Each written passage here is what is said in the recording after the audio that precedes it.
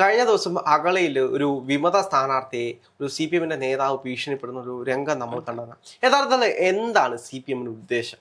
ഭീഷണിപ്പെടുത്തി സ്ഥാനാർത്ഥികളെ മാറ്റാമെന്നാണ്.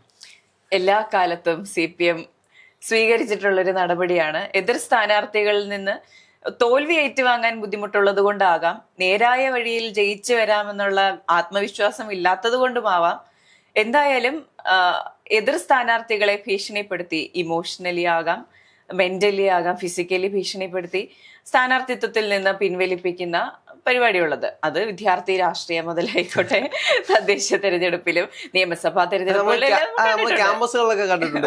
സ്ഥാനാർത്ഥികൾ നിൽക്കുമ്പോൾ സ്ഥാനാർത്ഥികളുടെ വീട്ടിൽ ചെന്നിട്ട് പറയാ, നിങ്ങളുടെ മോൾ ഇവിടെ മത്സരിക്കുന്നുണ്ട്, അവര് തമ്മിൽ ഭയങ്കര സംഘർഷങ്ങളൊക്കെയാ, മോക്ക് ജീവൻ വേണമെങ്കിൽ മാറി നിൽക്കാൻ പറയണം, അങ്ങനെയൊക്കെ ഭീഷണിപ്പെടുന്ന ഒരുപാട് ആളുകളുണ്ട്. അത് സൈക്കോളജിക്കലിയാണ് അവര് പലപ്പോഴും സ്ഥാനാർത്ഥികളെ മാറ്റുന്നത്. എനിക്കറിയുന്ന കോളേജുകളിലൊക്കെ ഈ ഇന്ന ഡിപ്പാർട്ട്മെന്റില് ഞങ്ങള് SFIക്കാരാണ് ഞങ്ങൾ ഉള്ളത്, അപ്പോൾ നിങ്ങളുടെ മോൾ ഇവിടെ ഇങ്ങനെ നിന്നാൽ, അല്ലെങ്കിൽ നിങ്ങൾ ഇവിടെ സ്ഥാനാർത്ഥിയായിട്ട് നിന്നാൽ ഒറ്റപ്പെടും കേട്ടോ, ഇവിടെ ഞങ്ങളുടെ ഡിപ്പാർട്ട്മെന്റ് ഒന്നിൽ ഫാമിലി ആയിട്ടൊക്കെയാ, ഒറ്റപ്പെടും കേട്ടോ എന്നൊക്കെ പറയുമ്പോൾ ഫസ്റ്റ് ഇയറിലൊക്കെ പഠിക്കുന്ന പെൺകുട്ടികൾ പേടിച്ചൊക്കെ പിന്മാറുമായിരുന്നു. അത്തരത്തിലുള്ള ഒരു സംഭവം തന്നെയാണ് അഗളിയില് ഉണ്ടായിട്ടുള്ളത്.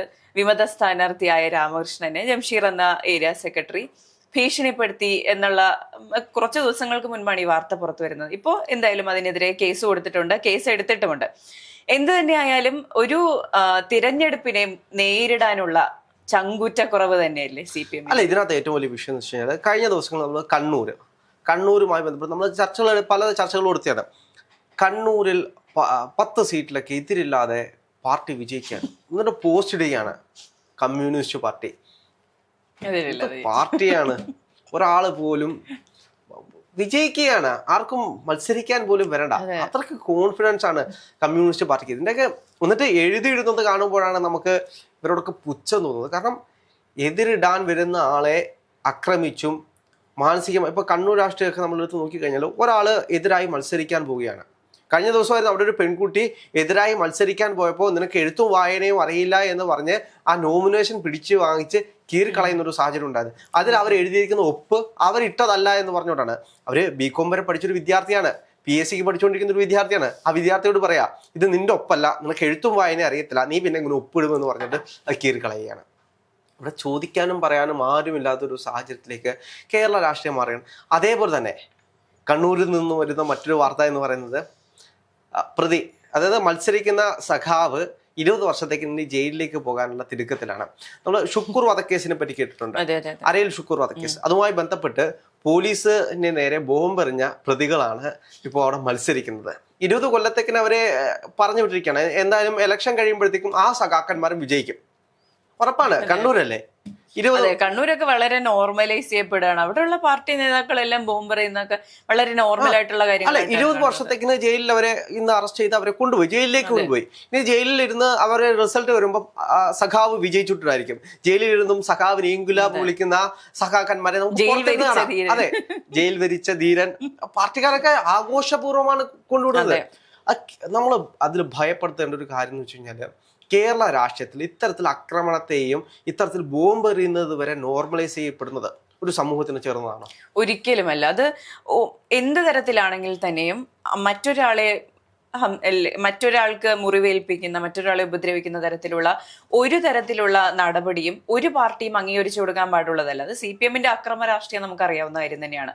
വർഷങ്ങളോളം CPMന്റെ അക്രമ രാഷ്ട്രീയത്തിന്റെ ഇരകൾ നമ്മുടെ നാട്ടിൽ ജീവിക്കുന്നുണ്ട്. അത് ഇപ്പോഴും ഈ സൈബർ ഇടങ്ങളിലായിക്കോട്ടെ, അല്ലാതെ ആയിക്കോട്ടെ, എല്ലാ കാലത്തും ഇതുണ്ട്. അല്ല, ഇത് രക്ഷപ്പെട്ടു വരുന്ന ഒരുപാട് ഇരകളുണ്ട്. ഇപ്പൊ കണ്ണൂർ രാഷ്ട്രീയത്തെ പറ്റി പറഞ്ഞുകൊണ്ട്, ഇപ്പൊ ഇര എന്ന് പറഞ്ഞുകൊണ്ടാണ്, ഇര എന്ന് പറയുന്ന ഒരു സിനിമ തന്നെ ഇറങ്ങിയിട്ടുണ്ട് കണ്ണൂർ രാഷ്ട്രീയവുമായി ബന്ധപ്പെടുത്തി. അതിൽ കൃത്യമായിട്ട് കാണിക്കുന്നുണ്ട് എങ്ങനെയാണ് ഒരാള് ഈ പാർട്ടിക്കാര് വെട്ടിക്കൊല്ലുന്നത്. അത് കൃത്യമായിട്ട് കണ്ണൂരാണെങ്കിൽ വടിവാളും കൊണ്ട് ചെന്ന് നടന്നു പോകുന്ന വഴിക്ക് അയാളെ തീറായിട്ട് വിട്ടു. അതായത് വെട്ടി പരിക്കേൽപ്പിച്ചതിന് ശേഷം രക്തം ഒഴുകുമല്ലോ, ആ രക്തം ഒഴുകി അയാൾ തറയിൽ കിടന്നിട്ടായിരിക്കും, തറയിൽ കിടന്ന് വെട്ടുകൊണ്ടതിന് ശേഷം പൂഴി മണൽ വാഴി വിതറും ശരീരത്തിലേക്ക്. അങ്ങനെ വിതറുമ്പോൾ എന്താ സംഭവിക്കുന്നത്, ഈ മാംസത്തിന്റെ ഇടയിലേക്ക് ഈ മണലിരിക്കും. ഒരിക്കലും ആ മുറിവുകൾ ഉണങ്ങില്ല, സെപ്റ്റിക് ആയിട്ടിരിക്കും. ഇയാള് അഥവാ ജീവിച്ചു പോവുകയാണെങ്കിൽ മരിച്ചു പോകാൻ വേണ്ടി ഒരാഴ്ച കൊണ്ട് തന്നെ മരണപ്പെടും. അപ്പൊ രക്തം വാർന്നായിരിക്കും മരിക്കുന്നത്. അപ്പം രക്തം നിൽക്കില്ല. ഈ പൂഴി മണ്ണകത്തേക്ക് ചെല്ലുമ്പോഴേക്കും രക്തം നിൽക്കില്ല. ഇത് വീണ്ടും ഉരസി രക്തം വാർന്ന് മരിക്കും.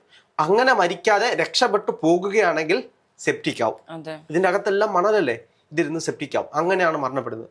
അങ്ങനെയായിരുന്നു ഒരു ഇടക്കാലത്ത് വിട്ട് കണ്ണൂർ രാഷ്ട്രീയത്തിലെ ഈ കൊലപാതക കാര്യം എടുത്തു നോക്കുകയാണെങ്കിൽ ശത്രുക്കളെ മാത്രമല്ല കൂടെ നിൽക്കുന്നവർക്ക് പോലും ഇത്തരം അനുഭവങ്ങൾ ഉണ്ടാകാറുണ്ട്.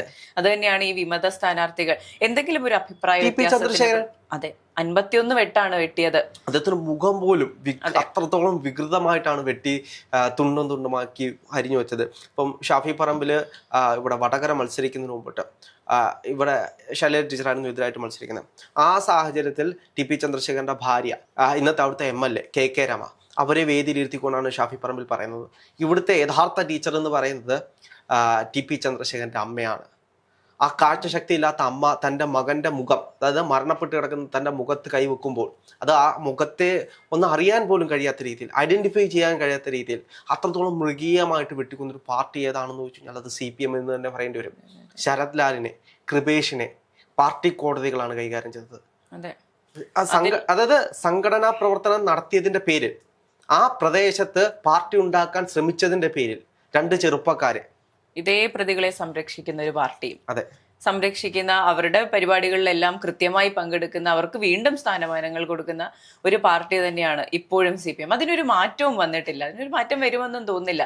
അവരിതിനെ വളരെ നോർമലൈസ് ചെയ്ത് തന്നെയാണ് ഇപ്പോഴും കാണുന്നത്. ജനാധിപത്യത്തിന് ഒരു വിലയുമില്ലാത്ത രീതിയിൽ ഇന്നത്തെ പല പോലീസ് സ്റ്റേഷനും ഭരിച്ചുകൊണ്ടിരിക്കുന്നത് CPM തന്നെയാണ്. ഒന്ന് ആലോചിച്ച് നോക്കൂ, പോലീസ് സ്റ്റേഷനിൽ കയറി പോലീസുകാരെ ഭയപ്പെടുത്തുന്ന രീതി എല്ലാം പിടിപാടിന്റെ ബലങ്ങളാണ്. അതേപോലെ തന്നെ കോൺഗ്രസ് നേതാക്കൾക്ക് നേരിടുന്ന അനുഭവങ്ങൾ നമുക്കറിയാം. എത്രയോ പേരാണ് പോലീസ് സ്റ്റേഷൻ മർദ്ദനങ്ങൾക്ക് ഇരയാകുന്നത്. അല്ല, ഇടയ്ക്ക് വെച്ച് നമ്മൾ കണ്ടതാണ് ആ ഒരു തൃശ്ശൂരിലെ യൂത്ത് കോൺഗ്രസ് നേതാവിന്റെ ശരീരത്തെ എത്രത്തോളം വർഷമെടുത്ത വിഷ്വൽസ് ഒന്ന് പക്ഷെ CPMന്റെ ഒരാളെയാണ് തല്ലിച്ചതെങ്കിൽ, CPMന്റെ ഒരു ലോക്കൽ സെക്രട്ടറി അല്ലെങ്കിൽ CPMന്റെ ഒരു അംഗത്തെയാണ് തൊട്ടതെങ്കിൽ ആ പോലീസ് സ്റ്റേഷൻ കത്തിക്കുന്നേ CPMകാര് ജാഥയായി വന്ന് ആ പോലീസുകാരന്റെ മേശയുടെ മണ്ട കയറി നിന്നിട്ട് പോലീസുകാരനോട് ആജ്ഞാപിക്കുന്ന രീതിയിലേക്ക് പോകും.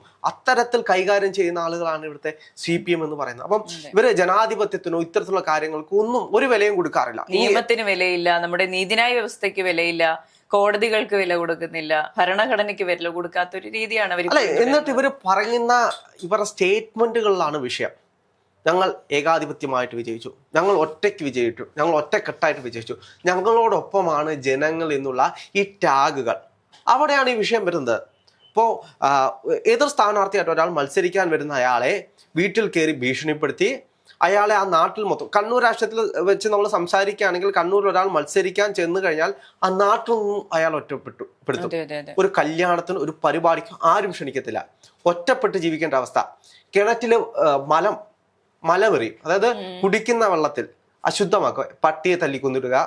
അതേപോലെ തന്നെ അവരുടെ ദിനം പ്രതി അവർക്ക് വേണ്ടുന്ന ആവശ്യങ്ങളാണ് വഴിയടക്കുക. ജനം ഭയത്തോടെയാണ് ഈ പാർട്ടിയെ ഇപ്പോൾ കാണുന്നത്. തീർച്ചയായിട്ടും ഒന്ന് ആലോചിച്ച് നോക്കൂ, കുടിക്കുന്ന വെള്ളത്തിൽ പോലും വിഷം കലർത്തുന്ന ആളുകളായിട്ട് മാറും. അത് അവർക്ക് പിന്നീട് ആ വെള്ളം കുടിക്കാൻ പറ്റാത്ത സാഹചര്യം, നടന്നു പോകാൻ വഴിയില്ലാത്തൊരു സാഹചര്യം. അങ്ങനെ വരുമ്പോൾ എന്ത് ചെയ്യും? അവിടുന്ന് അവർ മാറി താമസിക്കേണ്ട ഗതിയിലേക്ക് പോകും, ഒരു മാറിപ്പോവും, ആ നാട് വിട്ട് തന്നെ അവർ പോകും ഭയത്തിൽ. അപ്പൊ എതിര് നിൽക്കാൻ ആരുമില്ലാത്തൊരു സാഹചര്യം. അവിടെയാണ് ഞങ്ങളെ എതിരിടാൻ ആരുമില്ല, ഞങ്ങളോടൊപ്പമാണ് ജനങ്ങൾ എന്ന് പറഞ്ഞ് ഈ ടാഗുകൾ കൊടുക്കുമ്പോൾ ഉളുപ്പില്ലേ എന്ന് ചോദിക്കാൻ പോലും ഇവിടെ ആരുമില്ലാത്ത ഒരു കാലഘട്ടത്തിലൂടെയാണ് നമ്മൾ കടന്നു പോകുന്നത്. അങ്ങനെയാണ് ഇവിടെ 10 സീറ്റും 20 സീറ്റും CPM ജയിക്കുമ്പോൾ ആളുകൾ ലജ്ജയോടെ. പക്ഷെ കണ്ണൂരിൽ നമ്മൾ പരിശോധിക്കുമ്പോൾ 1995 ശേഷം ഇങ്ങോട്ട് ഈ പറയുന്ന ഇതിലില്ലാത്ത പാർട്ടി സീറ്റുകളിലെ വിജയം കുറഞ്ഞു വരുന്നതാണ് കാണുന്നത്. ഇവർ ശരിക്കും ആഘോഷിക്കുന്നത് ഇവരുടെ പരാജയം തന്നെയാണ്. അവർക്ക് ശരിക്കും എനിക്ക് തോന്നുന്നു കഴിഞ്ഞ തവണ 15 പോയി. ആ 5 സീറ്റുകളുടെ കുറവാണ് ഇവർ ആഘോഷിക്കുന്നത്. അത് ഇവരുടെ പരാജയം തന്നെയല്ലേ? പരാജയമല്ല, അത് ജനാധിപത്യത്തിന്റെ ഒരു വിജയമാണെന്ന്. അവിടെ മത്സരിക്കാൻ ആള് വരിക എന്ന് പറയുന്നത് തന്നെ ജനാധിപത്യപരമായിട്ട്, അവര് തോറ്റോ ജയിച്ചോ അതിൽ പ്രസക്തിയില്ല. അവിടെ മത്സരിക്കാൻ ആർജവപരമായിട്ട് ഒരാൾ വന്നോ, അത് ജനാധിപത്യത്തിന്റെ വിജയമാണ്.